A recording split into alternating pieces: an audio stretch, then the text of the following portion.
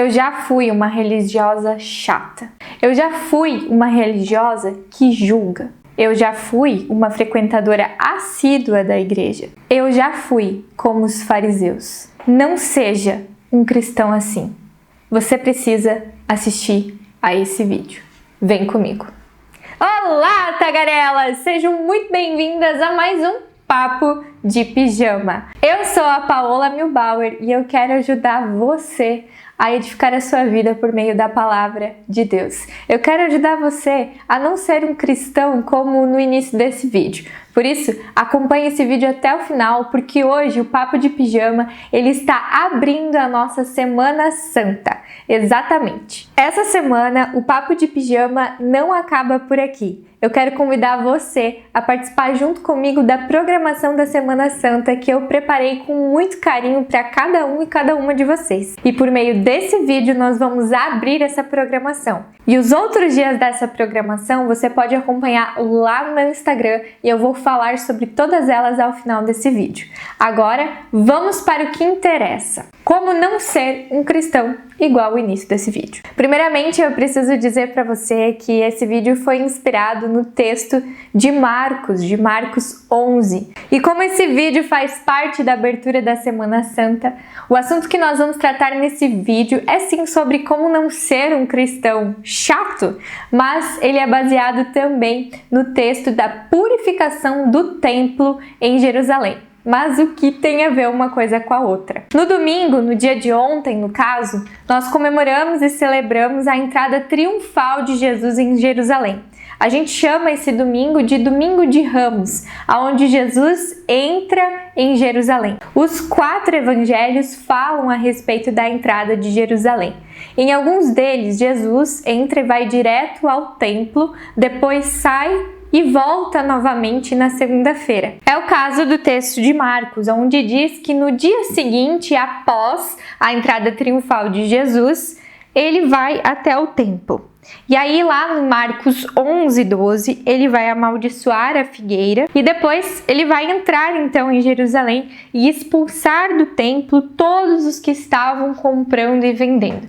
Certamente, se você fechar os seus olhos, você vai ver essa imagem. Afinal, todos os filmes a respeito da vida de Jesus mostram essa cena. E a gente sempre vê nesses filmes um Jesus muito irado, muito bravo, derrubando tudo que estava ali no templo.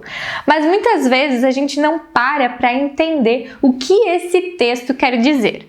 E ainda nesse vídeo, o que esse texto tem a ver com ser um cristão chato. Ou melhor, um religioso chato. É muito interessante que quando Jesus entra em Jerusalém no domingo, no domingo de Ramos, ele vai até o templo. Isso a gente pode verificar ainda no capítulo 11. Diz que Jesus entra em Jerusalém e se dirige ao templo. E lá ele observa tudo à sua volta. E como já era tarde, ele vai até Betânia.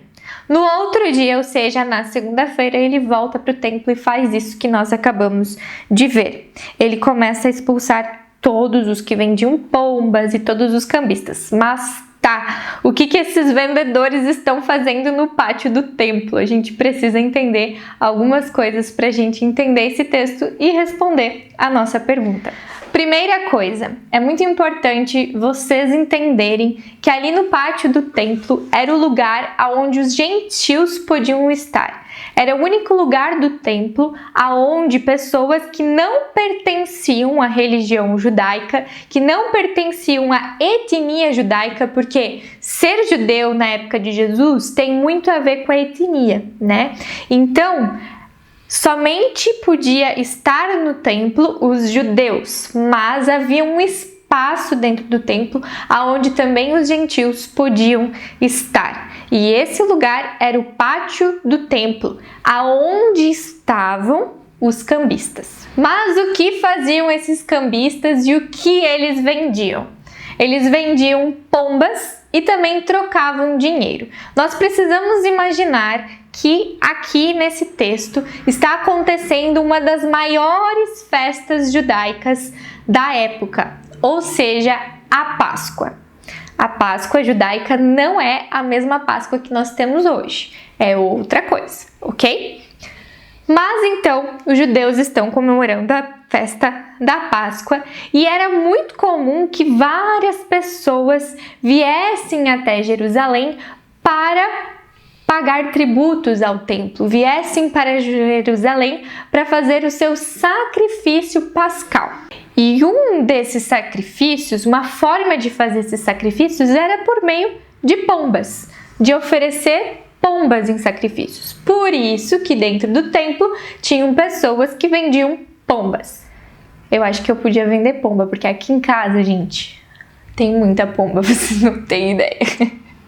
Porém, para que esse sacrifício fosse aceitável e para que os religiosos da época dessem um ok para o sacrifício, era necessário que essa pomba fosse perfeita, que ela estivesse em boas condições. Por isso, era muito difícil essas pessoas que vinham de fora trazer as pombas junto. Pensa, eles não tinham carro.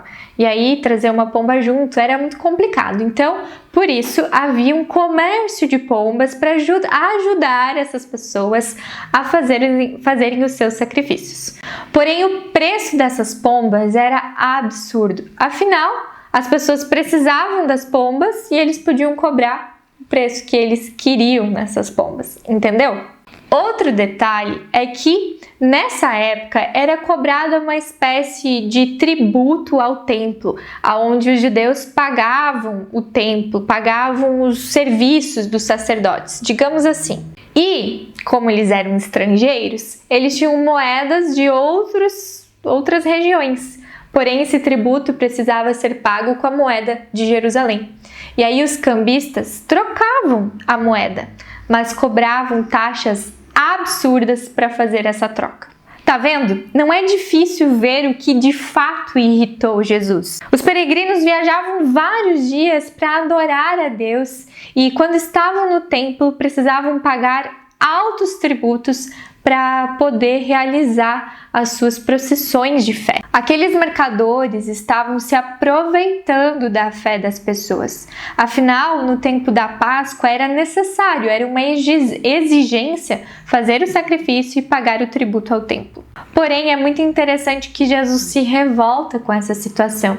E por mais que nós possamos achar que Jesus tenha tido um ato irado, assim como a gente vê no filme, a gente precisa ver que Jesus ele não tem uma atitude sem pensar.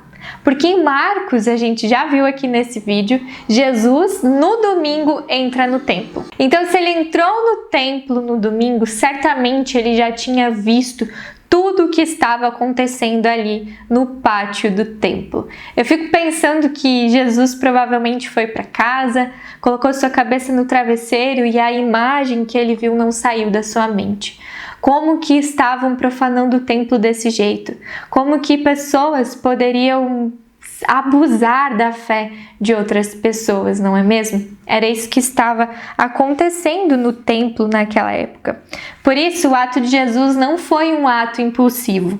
Foi um ato deliberado que transmitiu uma mensagem muito intencional. Quando acordou na manhã seguinte, ciente que os seus dias estavam chegando ao fim, Jesus optou por fazer uma declaração.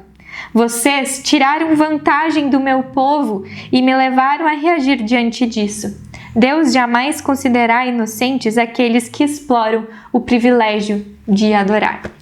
Essas frases foram retiradas deste livro de Max Lucado. Mas a gente pode ir muito além disso. Já percebemos que Jesus, ele não condiz com isso que eles estavam fazendo, com se aproveitar da fé de outras pessoas. É claro que isso nos nossos tempos hoje também acontece e é um alerta para nós. Porém, eu quero ir além nesse texto e eu quero convidar você a refletir um pouco além comigo. O livro de Marcos, ele fala que Jesus destrói, como a gente já viu, e aí ele diz também que aquele lugar onde eles estavam seria uma casa de oração para todos os povos. Gente, essa fala de Jesus é muito importante, porque ele vai retomar o Antigo Testamento.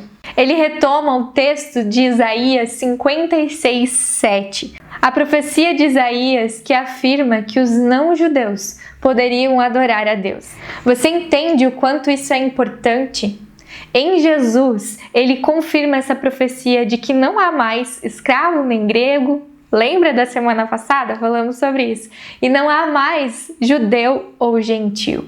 Em Jesus, todos podem estar na presença de Deus e adorar a Deus verdadeiramente. Porém, os religiosos da época queriam continuar cobrando altos impostos, queriam continuar cobrando exigências que os gentios não conheciam. E aí, o lugar onde esse comércio acontece é importante. Você lembra que eu te expliquei que o pátio do templo era o único lugar onde os gentios poderiam entrar? Pois é, e era ali onde estava esse comércio, onde já estava impedindo esses gentios de estarem na casa de oração. E o texto continua, e Jesus tem um embate com os sacerdotes, tem um embate com os fariseus e os mestres da lei que viram toda aquela situação. E no vídeo de hoje eu quero questionar você. Que tipo de cristão você tem sido? Esse cristão que coloca empecilhos na vida de fé de outras pessoas?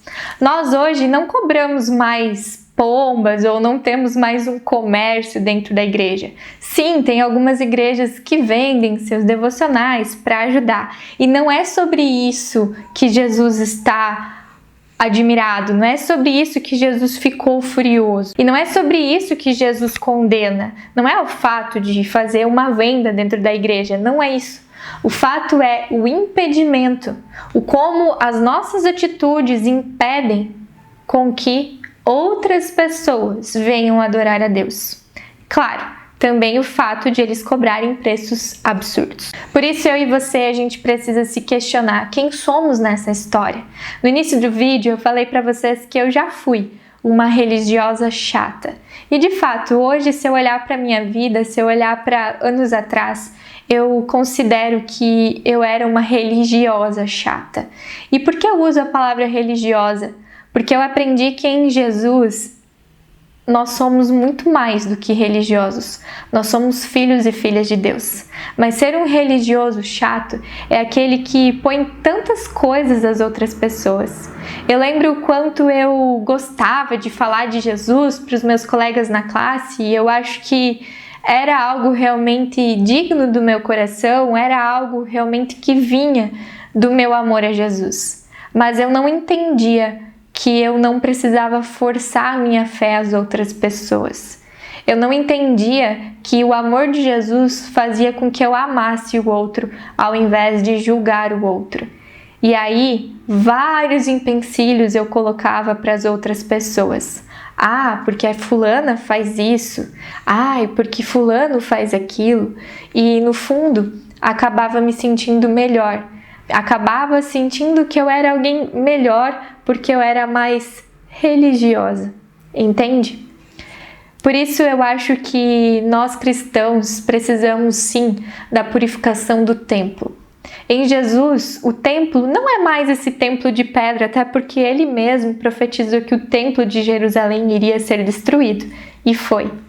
Em Jesus, eu e você somos templos de Deus. Eu e você somos casa de oração. Eu e você somos o lugar da habitação do Espírito Santo. E nós precisamos ter as nossas vidas purificadas para que outras pessoas, nesse caso os gentios, ou seja, aqueles que ainda não conhecem a Deus, eles possam se achegar a nós e que em nós não haja empecilhos para que eles venham a conhecer esse Deus. Por isso, esse vídeo quer convidar você a colocar a sua vida, a colocar o seu templo diante de Deus, diante de Cristo e pedir para que nessa Páscoa Ele venha purificar as suas atitudes, que Ele venha purificar o seu olhar de julgamento e que Ele te dê um olhar de amor, para que Ele venha purificar os seus empecilhos e que você entenda que não é você que convence o outro, mas é sim o Espírito Santo. De ti, o Senhor espera que tu ames e ames incondicionalmente. Esse vídeo para mim é realmente um desabafo. E se você, que é meu colega, que está assistindo esse vídeo e me conheceu há anos atrás, lá na minha infância já, eu quero pedir perdão pelas muitas vezes que eu fui essa cristã chata. pelas muitas vezes que eu quis forçar a minha fé para você, pelas muitas vezes em que eu critiquei pessoas, que eu julguei pessoas por atitudes as quais eu considerava pecado. Mas hoje eu sei que eu sou pecadora, mas eu sou redimida pela graça desse Senhor Jesus. E é pelo amor de Jesus que eu aprendi a enxergar as outras pessoas. E eu peço perdão por ter feito tanta coisa chata, realmente, às outras pessoas. Eu acho que quando nós somos esses religiosos chatos que ficam lá impondo a nossa fé aos outros, nós mais afastamos as pessoas de Deus do que a aproximamos. Por isso, para você que está assistindo esse vídeo e é um cristão, eu quero te dizer que muito mais do que as tuas palavras, muito mais do que a tua apologética, sabe o que é apologética? É a defesa da fé. Muito mais do que isso, eu desejo que o seu amor pelas outras pessoas, que a purificação do seu templo te leve a amar o outro, a receber o outro sem exigências. Porque quem transforma não são as nossas palavras, mas é a palavra de Deus. Essa é a mensagem da Segunda-feira Santa, que eu e você, templos do Espírito Santo, possam ser purificados da nossa religiosidade vazia e possamos viver, de fato, nesse caminho com o nosso Senhor Jesus. Amém. E esse foi o nosso vídeo de hoje, espero que tenha sido bênção para a sua vida. Deixa aqui nos comentários o que foi que o Senhor falou no seu coração. E eu quero também aproveitar esse vídeo e trazer mais informações para vocês sobre a nossa Semana Santa. Nós teremos aqui, eu tenho uma folhinha com todos os textos que nós vamos estudar nessa semana. Hoje eu convido você a ler Marcos 11, o capítulo 11, tá? Vai ser bem importante você ler esse capítulo porque complementa o vídeo de hoje. E nos outros dias eu também deixei textos bem especiais para vocês. É importante a gente entender que os textos que eu coloquei são quase uma cronologia da Semana Santa. Mas não dá pra gente fazer uma cronologia perfeita, porque alguns evangelhos trazem que, por exemplo, o lava-pés aconteceu, é só Lucas, na verdade, que traz, ele aconteceu na quinta-feira. Outros trazem que a unção de Jesus aconteceu no sábado, antes da entrada triunfal, mas não é esse o caso. Eu quero trazer algumas coisas, eu quero trazer para vocês alguns textos relacionados ao final, aquela semana final de Jesus, a última semana de Jesus, para que a gente possa também ser purificados de fato através da palavra de Deus. Então, eu vou disponibilizar para vocês um arquivo aqui embaixo para você baixar e conferir as suas leituras, para você ler nessa Semana Santa, ok? E também lá no meu Instagram eu estarei tendo uma programação exclusiva para vocês com lives que começam amanhã às 6h30 da manhã. Espero você! Nós vamos falar amanhã sobre a unção de Jesus, né? Gente, esse texto também é muito incrível. E aí nós temos outras programações, teremos Bible Journaling, teremos também uma vigília de oração e teremos também no domingo um bônus bem especial para cada um e cada uma de vocês. Espero vocês lá no meu Instagram e eu agradeço por vocês estarem junto comigo aqui. Compartilhe esse vídeo, convida outras pessoas para participarem da nossa programação de Semana Santa. Um grande abraço a todas vocês, que Deus abençoe a sua vida. Tchau!